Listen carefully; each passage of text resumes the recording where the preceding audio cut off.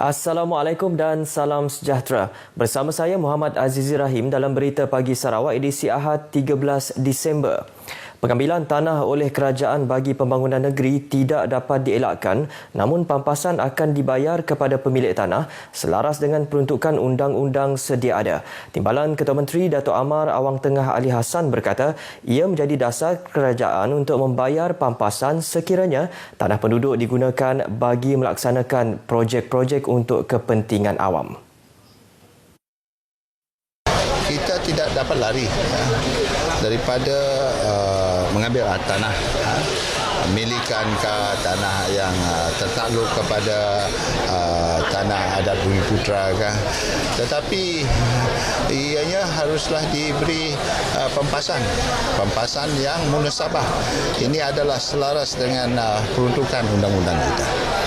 Beliau yang juga Menteri Pembangunan Bandar dan Sumber Asli 2 memberitahu pemberita selepas merasmikan Taman Solidariti di Pekan Dalat. Dalam majlis itu, seramai 83 orang menerima cek pampasan tanah bagi projek Jalan Kampung Medong, Lebarasau, Kampung Klit di daerah Dalat yang berjumlah lebih RM800,000. Selain itu, turut diadakan penyerahan surat hak milik tanah Seksyen 13 Kanun Tanah Negeri bagi kawasan Ulu Sungai Apong kepada 56 orang penerima, manakala 34 orang menerima lesen pendudukan sementara bagi skim penempatan semula Dalat Fasa 2. Lebih 60 buah rumah panjang di kawasan penempatan sepanjang laluan Jalan Simpang Bakun iaitu bermula dari Rumah Unji Labang sehingga Tubau bakal menerima bekalan air bersih terawat pada penghujung tahun 2022. Menteri Utiliti Datuk Seri Dr. Stephen Rundi Utom menjelaskan menerusi peruntukan berjumlah RM145 juta daripada Sarawak, projek tersebut bakal ditender pada bulan ini. Datuk Seri Dr. Stephen berkata projek tersebut bakal melengkapi kemudahan asas penduduk di kawasan berkenaan apabila hampir keseluruhan penempatan penduduk di kawasan itu telah menikmati bekalan elektrik melalui sistem grid. Kita ada dua pakej. Pakej pertama kita akan mengadakan iaitu pipe-pipe seluruh sepanjang kawasan tersebut yang akan kita lakukan sepanjang 18 bulan yang sekarang hampir untuk ditender. Yang pakej kedua adalah membina loji treatment plant air di kawasan ini. Ia akan dapat memperuntukkan air untuk kawasan 62 buah rumah panjang ini, termasuk rumah-rumah yang belum diregister di dalam angka 62, iaitu akan disiapkan dalam 24 bulan. Beliau menjangka penduduk bakal menikmati kemudahan tersebut pada penghujung 2022. Datuk Seri Dr. Stephen berkata demikian kepada pemberita selepas berucap pada Majlis Komuniti Policing di Rumah Justin Agas Tubau. Sementara itu, mengulas mengenai situasi golongan murid dan pelajar yang terpaksa mengikuti proses pembelajaran di rumah ketika ini, beliau yang juga Adun Kemena berharap proses menyediakan kemudahan telekomunikasi dapat dipercepatkan. Malah, untuk tempoh jangka masa panjang dalam usaha menangani situasi seperti ancaman pandemik COVID-19 yang mengakibatkan sekolah terpaksa ditutup, usaha menggabungkan sekolah kurang murid SKM di kawasan pedalaman khusus boleh diaplikasikan. Ini bagi memastikan kerajaan dapat menyediakan prasarana yang lebih lengkap dan guru yang lebih berkualiti pada masa akan datang. 2 murid tahun 5 Sekolah Kebangsaan Temong Serian berjaya memenangi anugerah Best Film by Popular Jury menerusi karya filem animasi pendek pada Alvorada International Schools Film Festival FISIA di Brazil baru-baru ini. Menteri Pelancongan, Kesenian dan Kebudayaan Dato' Abdul Karim Rahman Hamzah menerusi kenyataan mengucapkan tahniah dan syabas kepada kedua-dua murid tersebut atas kemenangan yang diperoleh. Mempertaruhkan filem bertajuk Batu Bijanji yang bermaksud batu perjanjian dalam dialek Bidayah, karya Magres Sawit dan Nabiatul Daniel Zulfika memenangi anugerah tersebut bagi kategori sekolah rendah. Dato' Abdul Karim turut mengucapkan tahniah kepada Wan Zulfadli Adini, Wan Azmi dan Muhammad Ridwan Patah kerana membimbing kedua-dua murid mereka itu selama 10 hari produksi untuk menghasilkan filem pendek itu. Jelas Dato' Abdul Karim, filem itu menggunakan teknik rotoscoping yang popular dalam kalangan anak muda bercita-cita menjadi animator seperti Hollywood. Beliau turut berharap Magres dan Nabiatul akan terus mempertingkat bakat mereka dalam pembikinan filem pada masa akan datang agar industri kreatif di negeri ini terus berkembang. Filem berdurasi 5 minit 34 saat itu menceritakan kisah persahabatan dua rakan perempuan Bibi dan Sarah sebelum satu tragedi berlaku kepada salah seorang sahabatnya itu. Naratif filem itu adalah menghargai persahabatan sepanjang menghadapi dugaan. Jabatan Hutan Sarawak JHS telah menanam 1,000 pokok di Kampung Buntal semalam menerusi program restorasi lanskap pesisir pantai. Pengarahnya Datuk Hamdin Mohamad memberitahu terdapat 2 spesies ditanam di tanah seluas 1 hektar iaitu bakau kurap atau nama saintifiknya Rhizophora nacrata dan bakau minyak yang dikenali sebagai Rhizophora apiculata.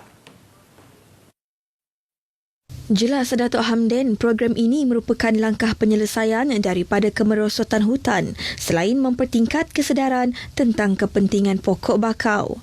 Beliau dalam kenyataan juga memberitahu kerajaan negeri sentiasa memberi sokongan dalam menjayakan kempen penanaman pokok dengan meletakkan restorasi lanskap hutan sebagai antara agenda utama. Selaras dengan kempen penanaman 100 juta pokok dalam tempoh 5 tahun bermula tahun depan, Datuk Hamdin berkata JHS turut menyumbang sebanyak 35 juta pokok atau 7 juta pokok ditanam di seluruh Sarawak. Hutan Warisan Jagoi dijangka menjadi kawasan hutan yang pertama di Sarawak mendapat pengiktirafan senarai hijau daripada Kesatuan Antarabangsa untuk Pemuliharaan Alam Sekitar IUCN sekiranya permohonan daripada Jawatan Kuasa Pembangunan Kawasan Jagoi JADC diluluskan. Pengerusinya Profesor Dr. Gabriel Tonganowek berkata pihaknya kini dalam proses merangka pelan pengurusan jangka panjang untuk dihantar kepada IUCN. Antara yang dirangka oleh jawatan kuasa itu adalah menjalankan pelbagai kajian termasuk menilai kawasan pembersihan hutan, potensi pelancongan, sumber sedia ada dan kapasiti pembekalan bahan-bahan bukan kayu seperti rotan. Because komuniti di sini sekali-sekala juga mengambil hasil hutan. Jadi kita nak pasti banyak mana sumber yang kita boleh lepaskan ataupun keluarkan oleh komuniti dalam semasa setahun. Bercakap kepada RTM, Profesor Dr. Gabriel yang juga fellow utama Institut Biodiversiti dan Pemuliharaan Alam Sekitar UNIMAS berharap agar pelan pengurusan itu dapat dihantar kepada IUCN pada tahun hadapan. Setelah mendapat pengiktirafan, ia membolehkan jawatan kuasa itu mendapat kerjasama dengan pihak luar dari segi sumbangan, bahan dan juga geran penyelidikan. Terdahulu, JADC menjalankan aktiviti penanaman pokok anjuran Peterson and Control Union bersempena ulang tahun yang ke-100. Sebanyak 300 anak benih pokok, antaranya pokok kapur, meranti, gaharu dan belian akan ditanam secara berperingkat di kawasan hutan Jagoi. Satu kes positif COVID-19 yang dikategorikan sebagai kes import B direkodkan di daerah Kuching semalam. Menurut kenyataan media Jawatan Kuasa Pengurusan Bencana Negeri JPBN Sarawak, kes ini merupakan seorang penuntut universiti yang balik dari Kota Kinabalu. Kes ke-1075 ini balik ke Sarawak pada 11 Disember melalui lapangan terbang antarabangsa Kuching KIA dan telah membuat saringan COVID-19 di Sabah menggunakan ujian RTK antigen pada 9 Disember sebagai syarat untuk kebenaran melakukan perjalanan keluar dari Sabah. Walau bagaimanapun, ujian RTK antigen kes pada masa tersebut didapati tidak reaktif untuk COVID-19 dan kes dibenarkan meneruskan perjalanan balik ke Sarawak. Setiba di KIA, kes telah menjalani saringan COVID-19 dan dimasukkan ke pusat kuarantin bagi menjalani kuarantin wajib 14 hari. Keputusan ujian RT-PCR, kes telah didapati positif semalam dan tidak mengalami sebarang tanda atau gejala jangkitan. Sementara itu, JPBN turut memaklumkan kluster Jalan Ebel di daerah Kuching telah diisytiharkan tamat setelah tiada kes baru dilaporkan dalam tempoh 28 hari dari tarikh kes terakhir dikesan. Kluster yang masih aktif setakat ini sebanyak 3 kluster iaitu kluster Besi Kuching, kluster Green Hill dan kluster Wisma Seberkas. Radio Televisyen Malaysia RTM Limbang menerusi siaran radionya Limbang FM akan terus menyalurkan maklumat yang sahih berkaitan COVID-19 kepada pendengarnya berdepan berita palsu dan bahan bacaan digital yang kadang-kala tidak tepat berkaitan COVID-19 menuntut peranan penyampai radio untuk memperbetulkan informasi yang salah kepada pendengar. Perlu kita ketahui juga kini kita tahu banyak sumber yang tidak tepat dan tidak sahih yang disebarkan. Jadi kami sebagai penyampai menjadi tanggungjawab kami lah untuk menyampaikan berita yang tepat.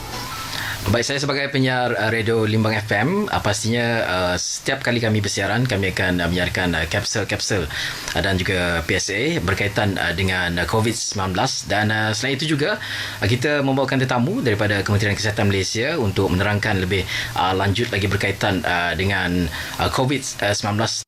Setakat ini, semua perkhidmatan Radio Limbang FM, Melayu, Lun Bawang, Bisaya dan unit IBAN terus menyalurkan maklumat semasa COVID-19. Petugas Barisan Hadapan yang diraih dalam majlis makan malam di Sibu baru-baru ini menyambut baik inisiatif kerajaan negeri dalam menzahirkan penghargaan mereka dalam memerangi wabak COVID-19. Kerajaan negeri mengadakan sebuah teater musikal khas yang diterajui oleh Simfoni Orkestra Negeri Sarawak bagi menghargai pengorbanan mereka menempuh cabaran sepanjang pandemik melanda negara. Terima kasih pengajuk kerana menghargai frontliner yang selama ini betul-betul lumus lah, memastikan kita dapat